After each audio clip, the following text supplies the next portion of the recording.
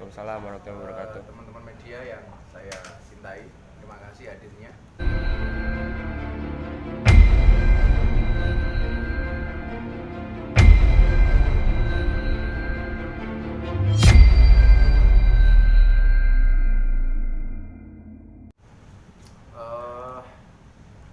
Saya sampaikan tentang hari ini yang begitu viral luar biasa terkait kehadiran saya di gereja, tepatnya di gereja GPI Penjaringan, yang saat itu adalah merupakan acara peresmian gereja bersama Gubernur DKI Jakarta. Kapasitas saya tentunya bukan datang dengan sendirinya, tapi karena ada undangan dari pihak gereja melalui sahabat saya, Sekjen PBNU. Kemudian karena saya melihat salah satu agendanya adalah peresmian gereja, dan disitu juga dihadiri oleh Gubernur kita, Mas Anies Baswedan, maka dengan segala pertimbangan saya datang, karena sudah banyak ulama-ulama terdahulu yang kemudian bisa saya contoh, seperti Kiai Said Agil Sirot sebulan yang lalu beliau di gereja Makassar, kemudian juga ada Gus Dur, bahkan juga pernah ada beberapa kiai yang lainnya. Artinya yang saya lakukan itu sebenarnya hanya sekedar mencontoh, menduplikasi apa yang telah ulama-ulama dahulu dilakukan. Tapi kenyataannya kemudian kenapa yang viral justru ini, dan viralnya kebangetan lah menurut saya dengan segala komentar-komentarnya. Bahkan semalam juga trending nomor 1 di Twitter dan di most popular di beberapa media.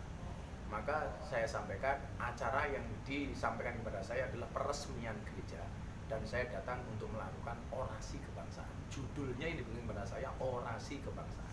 Saya dikasih waktu 10 menit, kemudian juga ada Pak Gubernur, dan selain itu ada juga FKUB, Forum Kerukunan Umat Beragama. Di situ ada Ketua MUI, ada tokoh-tokoh agama dari semua unsur yang ada di Indonesia. Maka bagi saya clear, nggak ada masalah. Kalau kemudian saya dikatakan begini ya, silakan saja perspektif publik. Karena toh hukum masuk gereja sendiri yang saya pahami dari beberapa rujukan itu memang berbeda pendapat antara satu ulama dan yang lainnya. Nah, saya kemudian bisa memahami kawan-kawan yang menolak kehadiran saya dengan mengatakan itu haram, bahkan miftah kafir dan sebagainya.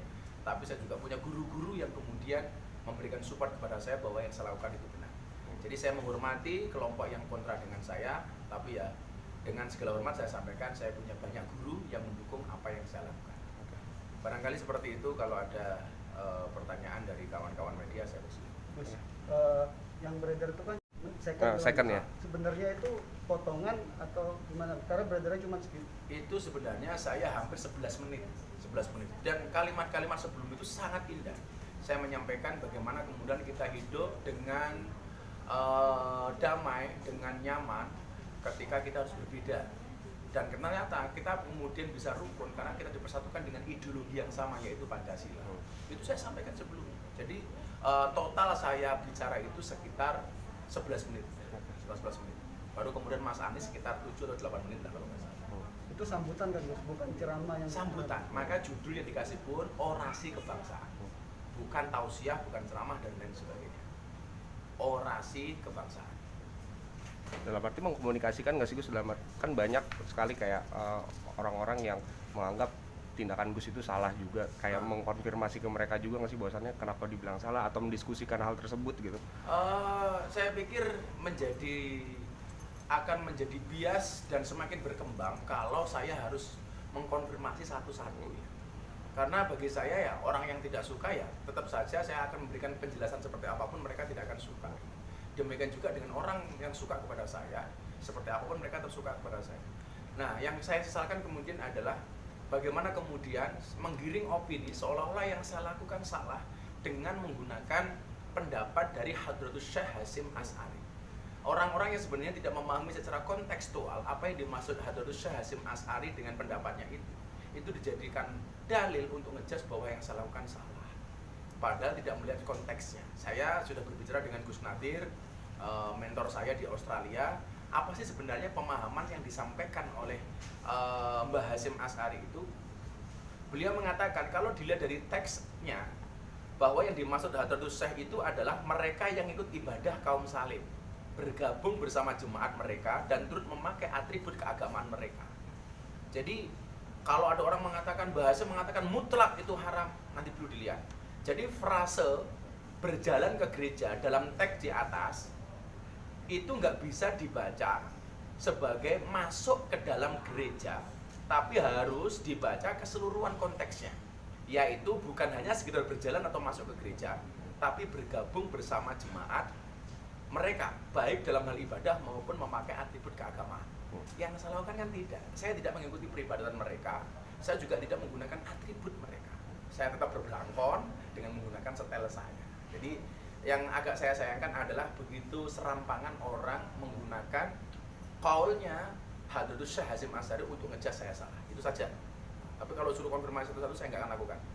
Gus, tapi sempat berpikir nggak sih ketika menerima Kan lumrah.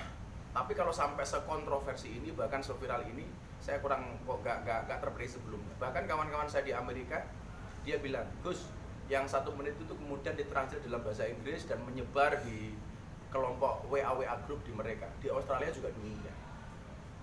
Nggak nyangka kalau sampai seramai itu. Kalau dari pihak pengundang sendiri ada Mereka juga sangat kaget ya. Di luar ekspektasi mereka. Kenapa kok sampai seheboh itu? Yang menurut kami sebenarnya biasa-biasa saja gitu. Karena itulah Indonesia gitu. Dalam konteks akidah kita harus tegas bahwa akidah memang tidak bisa dicampur aduk. Tetapi dalam konsep muamalah, saya pikir yang saya lakukan itu tidak ada masalah. Termasuk guru-guru saya yang selama ini mementori dan membimbing saya, mereka mengatakan ya, never mind lah, maafi muskilah, nggak ada masalah ya, saya enjoy saja. Dan alhamdulillah stabil lah. dengan kejadian ini akan mengambil kalau Langkah dapat apa? undangan lagi seperti ini, apa akan tetap mengambil atau bagaimana? Tetap saja kemudian kalau yang kita bicara kebinekaan, kerukunan dan pluralisme, ya nggak ada masalah, nggak ada masalah. Tentunya dengan sangat selektif. Artinya kalau memang itu wilayah peribadatan ya saya tidak mau masuk. Tapi kalau hanya sekedar peresmian atau acara formalitas ya nggak ada masalah. Gus melihat ini ada faktor tidak suka nggak sih Gus dari sekelompok orang terhadap Gus? beberapa pihak gitu, Iya. Gus. Yang jelas ada iri ini mungkin. faktornya sebenarnya bukan hanya masalah faktor hukum masuk gereja, tapi memang faktornya adalah antara like and dislike saja. Kalau ini kemudian ditinjau lebih jauh lagi, tentunya masih banyak hal lah ya. Tapi saya tidak akan melebar ke sana. Yang jelas saya menghormati semua ulama yang mengatakan itu haram. Tapi dengan segala hormat, kita juga punya pendapat sendiri dengan guru-guru saya yang juga masyhur. Nah, saya menghormati pendapat mereka. Tapi sekali lagi saya selalu bilang, saya punya kewajiban untuk menghormati mereka. Saya bisa memaksa diri saya untuk menghormati orang lain, tapi saya tidak bisa memaksa orang lain untuk menghormati saya. Itu saja. Ya, Oke. Aman? itu ya. Sip. Terima kasih Gus.